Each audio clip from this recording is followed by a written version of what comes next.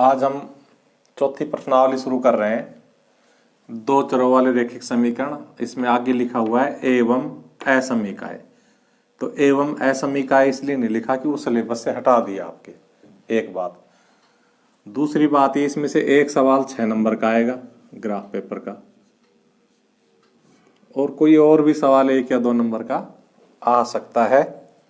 तो हम पहले वो 1 या 2 नंबर का जो सवाल आएगा उसकी तैयारी में आपको कुछ बताते हैं, उसके बाद आपको ग्राफ बनाना सिखाएंगे।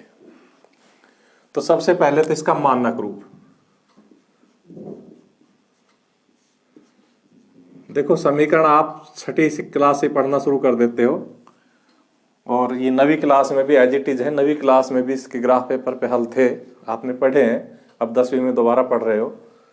तो इसमें मानक रूप होता है ax plus by plus c बराबर 0।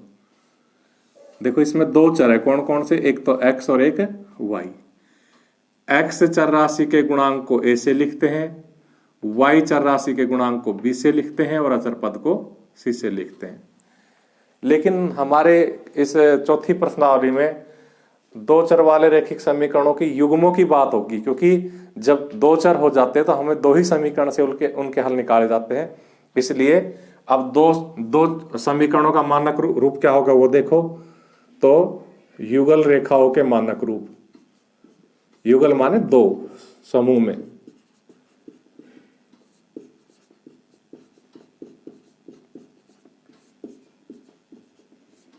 क्या हो जाएंगे? a1x plus b1y plus c1 बराबर 0, a2x plus b2y plus c2 बराबर 0। क्योंकि दो समीकरण हो गई, इसलिए पहले के x के गुणांक को a1 से, दूसरी के x के गुणांक को a2 से, इसी प्रकार y के गुणांक को b1 से और यहाँ b2 से, अचर पद को इसमें c1 से, इसको c2 से। इन गुणांकों में जो संबंध होता है उस पर निर्भर करता है समीकरण का हल संगत है या असंगत है। तो हम यहां पर लिखेंगे गुणांकों एवं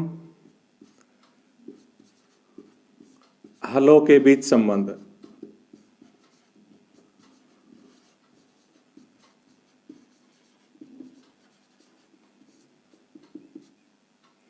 तो हम इसमें लिखेंगे नंबर 1, अगर a1 बटा a2 अर्थात दोनों समीकरणों से x के गुणांकों को निकाल के उनका अनुपात निकाल दे, और वो अनुपात y के गुणांकों के अनुपात के बराबर नहीं हो, तो हल कैसा होता है?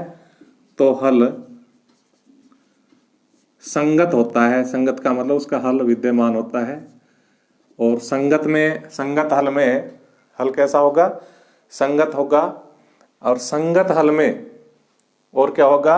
अगर उनसे हम दो रेखाएं खींचेंगे तो रेखाएं प्रतिच्छेदी होगी। जब ग्राफ बनाएंगे ना उन समीकरणों से, तो उनसे दो रेखाएं खींचेंगी और वो रेखाएं कैसी होंगी? प्रतिच्छेदी होगी।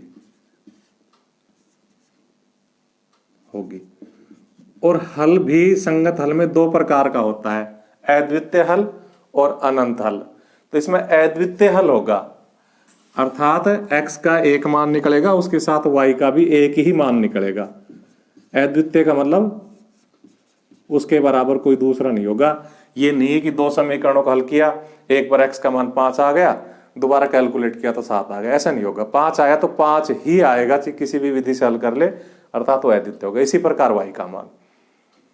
नंबर 2,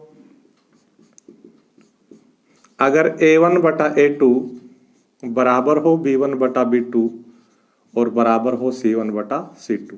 यहाँ c1 बटा c2 की चर्चा इसलिए नहीं की कि वो चीज इनमें से कोई से के बराबर हो और ची बराबर नहीं हो, कंडीशन यही रहनी है, इन पे ही डिपेंड करनी है, यहाँ तीनों पे डिपेंड करनी है। तो इसमें भी हल कैसा होता है?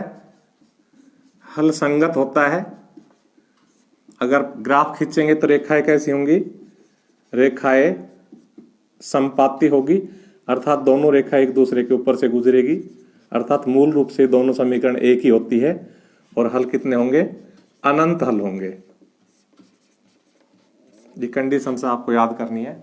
और नंबर 3, अगर A1 बटा A2 बराबर तो है B1 बटा B2, लेकिन बराबर नहीं है C1 बटा C2, तो हल असंगत होगा, अर्थात उसका हल हम नहीं कर सकते, हल असंगत होगा। और रेखाएं कैसी होंगी? समांतर। दो रेखा जब खींचेगी ग्राफ में, आपको खींच के दिखाएंगे, तो वो समांतर होगी और हल विद्यमान नहीं होंगे, कोई हल विद्यमान नहीं।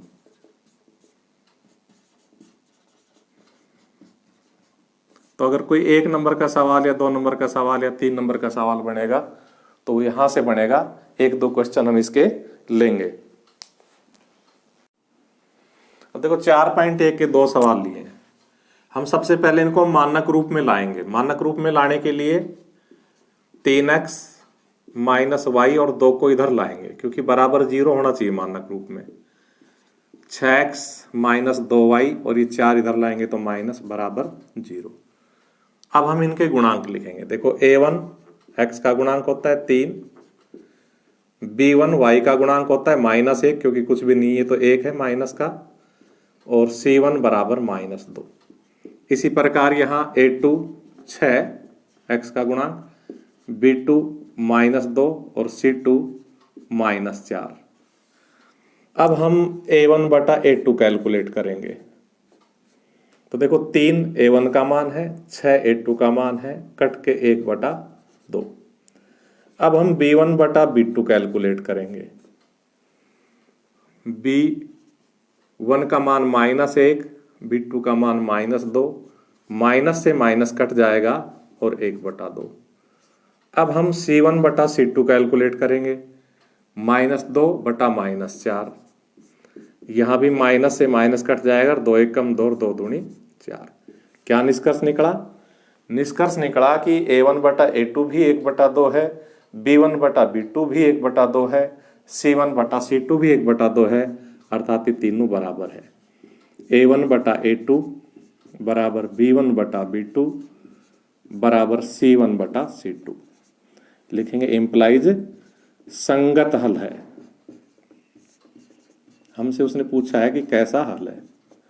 अगर वो संगत असंगत के अलावा ये पूछता कि कितने हल है, तो हम बताते इसके अनंत हल है।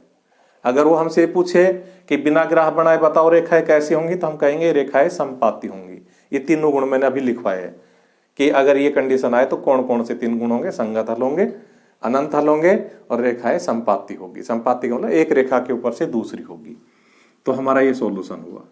इसी प्रकार हमने चौथा सवाल सेलेक्ट किया, इसको देख लेते हैं। तो इसमें देखो A1 4 बटा 3 x का गुणांक, B1 2, अच्छा पहले मानक रूप में बदल लेते हैं। इंप्लाइज 4 बटा 3 x प्लस 2y और ये 8 इधर आके माइनस हो जाएगा बराबर 0। ये 2x प्लस 3y, ये 12 इधर आके माइनस हो जाएगा बराबर 0। अब लिखते हैं A1 x का गुणांक 4 बटा 3, B1 y का गुणांक 2, C1 -8, A2 2 x का गुणांक, B2 3 y का गुणांक और C2 अचर पद -12।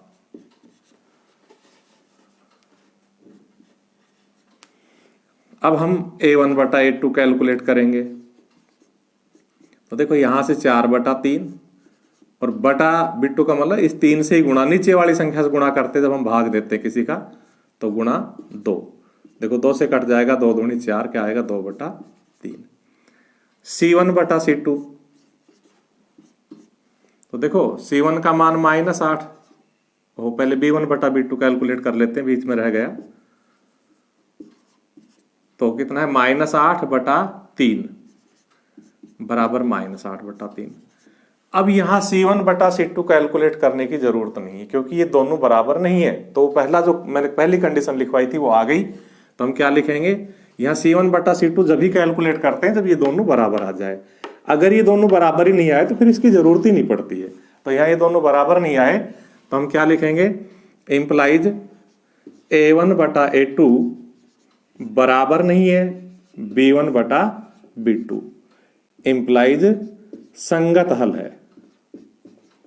और अगर हम ऐसा सवाल ले लेते जिसमें तीनों ही बराबर आ जाते, हमने लिया नहीं, संगत हल है, तो फिर